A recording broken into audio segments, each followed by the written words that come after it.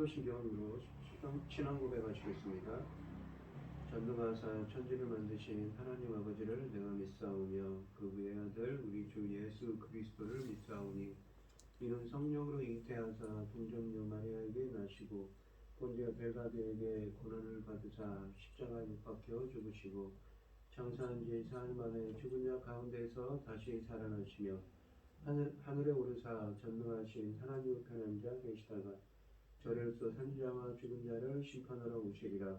성령을 믿사오며 거룩한 공예와 성도가 서로 교통하는 것과 죄를 사하여 주시는 것과 몸이 다시 사는 것과 영원히 사는 것을 믿사옵나이다. 아멘. 찬송가 246장입니다. 246장입니다.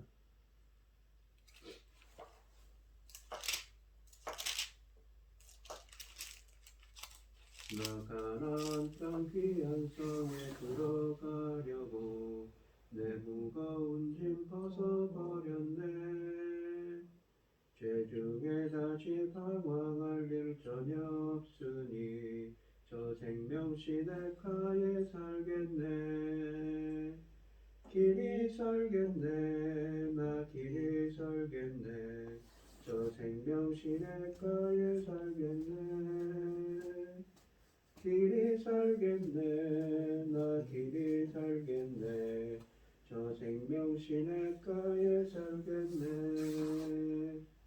그 불과 구름 기둥으로 인도하시니 나 가는 길이 형통하겠네. 그 요단강을 내가 지금 건넌 후에는 저 생명 시냇가에 살겠네. 길이 살겠네. 나 길이 살겠네. 저 생명 시냇가에 살겠네. 길이 살겠네. 나 길이 살겠네. 저 생명 시냇가에 살겠네. 내 주린 영혼만 나로서 먹여주시니 그 양식 내게 생명 되겠네. 이후로 생명 양식 주와 함께 먹으며 저 생명 시냇가에 살겠네. 길이 살겠네. 나 길이 살겠네. 저 생명 시냇가에 살겠네. 길이 살겠네. 나 길이 살겠네. 저 생명 시냇가에 살겠네. 아멘. 오늘 함께 하실 하나님의 말씀은 여호수아서 3장 9절로 17절 말씀입니다. 여호수아서 3장 9절로 17절 말씀입니다. 구약성경 323쪽에 있습니다. 교독을 하도록 하겠습니다. 제가 먼저 읽겠습니다. 여호수아가 이스라엘 자손에게 이르되 이리 와서 너희 하나님 여호와의 말씀을 들으라 하고 또 말하되 살아계신 하나님이 너희 가운데 계시사 가나안 족속과 헷 족속과 히브 족속과 브리스 족속과 기르가스 족속과 아모리 족속과 여부스 족속을 너희 앞에서 반드시 쫓아내실 줄을 이것으로써 너희가 알리라. 보라 온 땅에 주의 언약궤가 너희 앞에서 요단을 건너가나니 이제 이스라엘 지파 중에서 각 지파 한 사람씩 12명을 택하라. 온 땅에 주 여호와의 궤를 맨 제사장들의 발바닥이 요단물을 밟고 멈추면 요단물 곧 위에서부터 흘러내리던 물이 끊어지고 한 곳에 쌓여 서리라. 백성이 요단을 건너려고 자기들의 자랑을 떠날 때에 제사장들은 언약궤를 메고 백성 앞에서 나아가니라. 요단이 곡식 거두는 시기에는 항상 언덕에 넘치더라. 궤를 맨 자들이 요단에 이르며 궤를 맨 제사장들의 발이 물가에 잠기자 곧 위에서부터 흘러내리던 물이 그쳐서 살강에 가까운 매우 멀리 있는 바단 성 견디를 이르나 한 곳에 쌓이고 아라바 바다 연해로 향하여 흘러가는 물은 온전히 끊어지니 백성이 여리고 앞으로 바로 건널세. 여호와의 언약궤를 맨 제사장들은 요단 가운데 마른 땅에 굳게 섰고 그 모든 백성이 요단을 건너기를 마칠 때까지 모든 이스라엘은 그 마른 땅으로 건너갔더라. 아멘. 오늘 본문 말씀의 제목은 요단을 건너입니다. 정탐꾼의 보고를 받은 여호수아는 이스라엘 자손과 함께 요단을 건넙니다. 그들이 강을 건널 때 하나님을 모신 언약궤가 그들을 앞서가며 인도하고 뒤에 서서 보호하십니다. 하나님의 명령을 받은 여호수아가 9절에서 백성에게 말했습니다. 이리 와서 너희 하나님 여호와의 말씀을 들으라 라고 하십니다. 모세도 이러한 표현을 자주 사용했습니다. 여호수아는 이 순간 옛적 그의 스승 모세가 그랬던 것처럼 자신의 역할을 하나님의 메신저로 보고 있습니다. 또한 여호수아는 모세의 말이 하나님의 말씀이었던 것처럼 자신의 말도 하나님의 말씀이라는 사실을 강조하고 있습니다. 9절과 10절에 보시면 하나님의 말씀을 들으라는 명령으로 시작하는 여호수아의 스피치는 다음 세 가지를 담고 있습니다. 하나님의 권능의 말씀에 귀를 기울이라고 권면을 하고, 두 번째는 하나님이 이스라엘과 함께 하실 것이라고 약속하십니다. 세 번째는 하나님이 가나안 족속들을 모두 내치실 것이라고 선언합니다. 그가 선언한 것처럼 이스라엘이 가나안 사람들을 모두 내치고 약속의 땅에 정착하게 될 것이라는 증거로 여호수아는 법궤를 보라고 11절에서 말합니다. 하나님의 임재를 상징하는 법궤가 그들과 함께하는 것이 그들이 가나안을 차지할 일에 대한 가장 큰 증거라는 것입니다. 또한 여호수아는 13절에서 법궤를 맨 제사장 행렬이 요단강에 발을 넣게 되면 흐르던 물이 멈추는 기적이 일어날 것이라고 선언합니다. 10절 말씀에서 이 기적은 하나님이 가나안 사람들을 그들 앞에서 쫓아내실 것이라는 증거라고 말씀하십니다. 여호수아는 10절에서 여호와를 살아계신 하나님이라고 부릅니다. 구약에서 이 서문은 전쟁터에서 자주 사용되며 능력의 신이신 여호와 하나님을 가나안 사람들의 무능한 우상들과 죽은 신들에 비교합니다. 여호수아는 하나님이 그들 앞에서 쫓아낼 가나안 사람들을 7 족속으로 표현하고 있습니다. 가나안 사람, 헷 사람, 히윗 사람, 브리스 사람, 기르가스 사람, 아모리 사람, 여부스 사람입니다. 성경에서 숫자 7은 완전수로서 총체성과 포괄성을 강조합니다. 하나님은 가나안 사람들 중 한 족속도 남김없이 모두 내쫓으실 생각이신 것입니다. 인간의 믿음과 신성만 따라준다면 하나님은 이스라엘에게 가나안 땅 전부를 내어줄 생각을 가지고 계십니다. 결국 가나안 사람들이 가나안에서 완전히 사라지지 않은 것은 이스라엘의 불신과 불순종 때문이었을 것입니다. 법궤를 맨 제사장들이 강에 발을 들여놓는 순간 강물이 멈출 것이라는 13절 말씀은 성경의 다른 곳에서 중요한 상징성을 지닌 단어들을 사용합니다. 첫째, 여호수아는 역사적인 요단강 동화가 제사장들의 발바닥이 강물에 닿을 때 시작될 것이라고 합니다. 이미 8절에서도 이 같은 사실이 선언되었는데 성경에서 발바닥으로 밟는 것이라는 것은 곧 원수들을 정복한다는 뜻을 지닌 표현입니다. 이 같은 이미지가 이곳에도 배어 있습니다.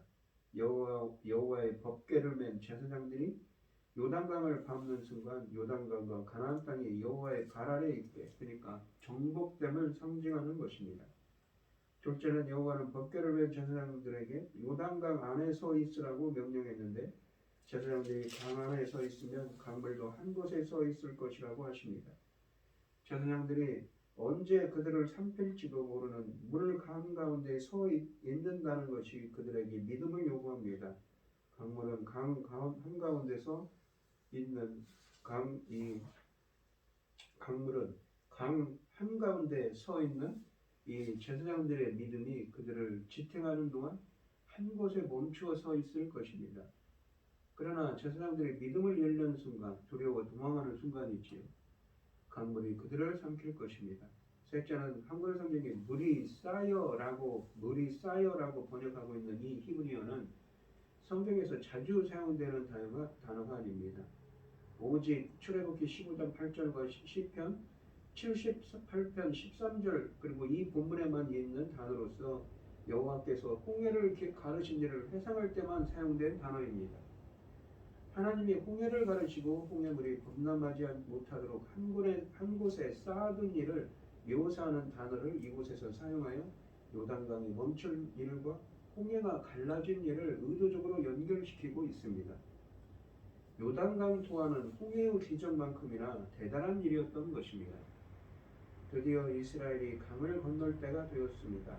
법궤를 맨 제사장들이 제일 먼저 강에 발을 들여놓았습니다.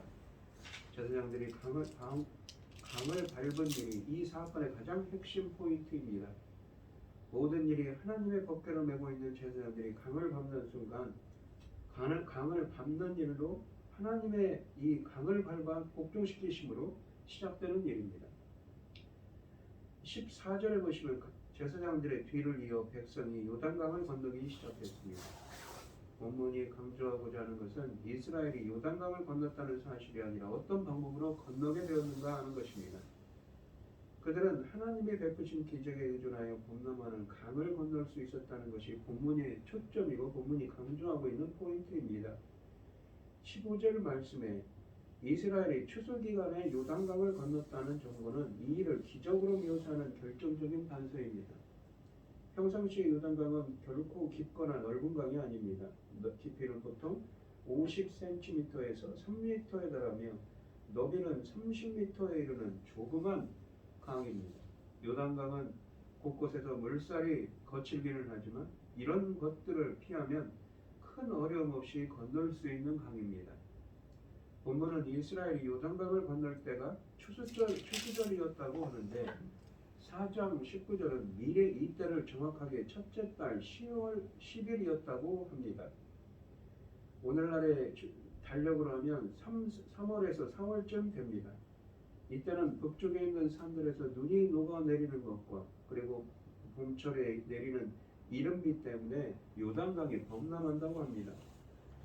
이스라엘은 홍수가 된 강을 헤쳐나가고 있는 것입니다. 16절 말씀해 보시면 법궤를 맨 제사장들의 발이 요단 물가에 닿았을 때 강의 상류 쪽으로 멀리 이 물이 그쳐서 사르단에 가까운 매우 멀리 있는 아담성을 변두리에 일어나 한 곳에 쌓이고 물줄기가 완전히 끊겼다고 합니다. 이미 언급한 것처럼 이 사건은 출애굽 때 모세가 홍해를 가른 일을 연상케 합니다.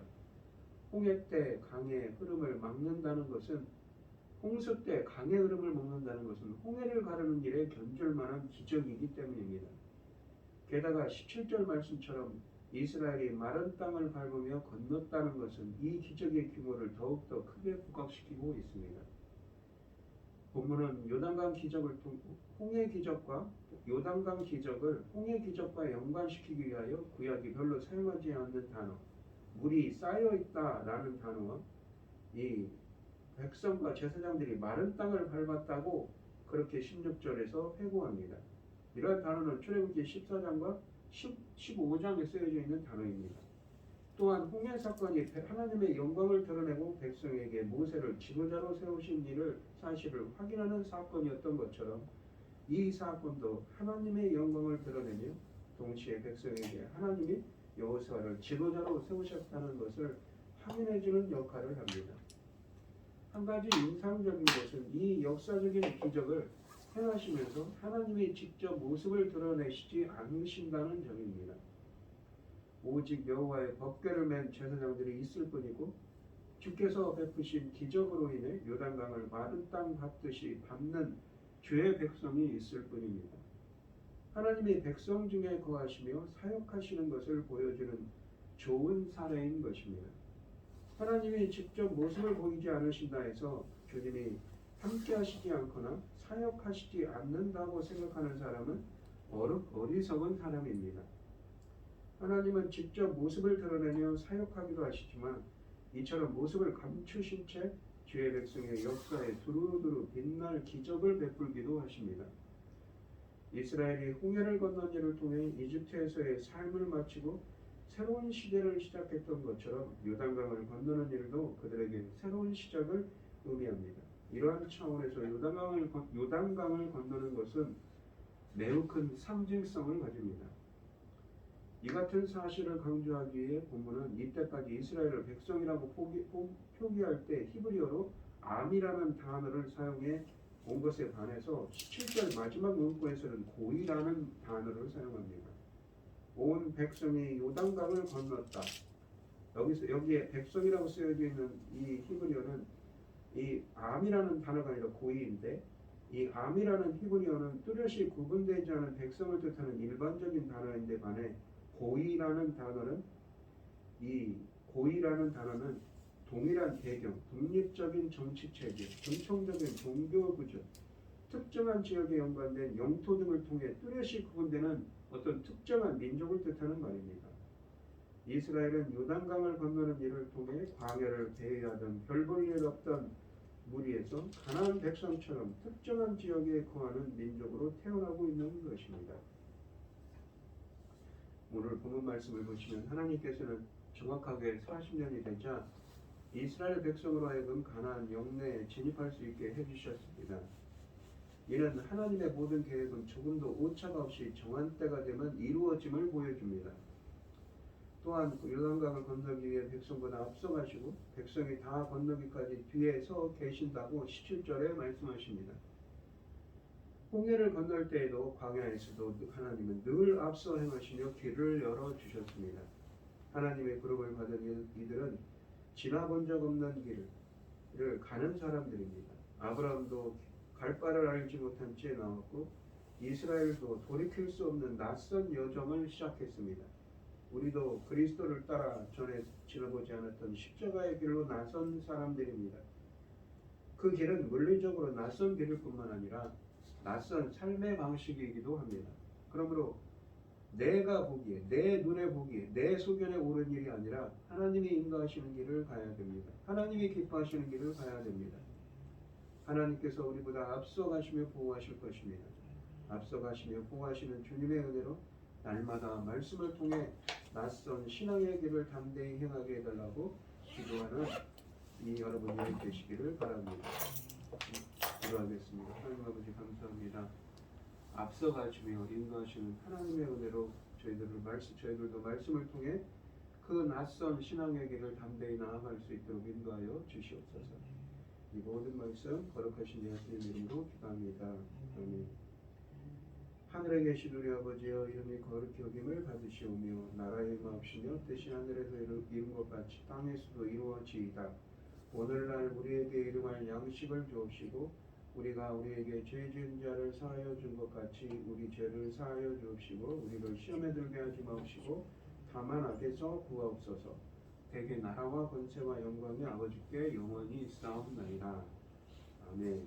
오늘 주신 말씀 가지고 기도할 때에요, 이 낯선 신앙의 길을 담대히 갈 수 있도록 앞서가시며 보호하시며 주님의 은혜가 함께 해달라고 기도하시고, 어려움을 당하신 분들과 각자 기도 제목을 가지고 주여 삼청하시면서 통성을 기도하도록 하겠습니다. 주여, 주여, 주여. 아버지 하나님 감사합니다. 낯선 신앙의 길을 담대히 나아갈 수 있도록 주님 인도하시고 함께하여 주시옵소서.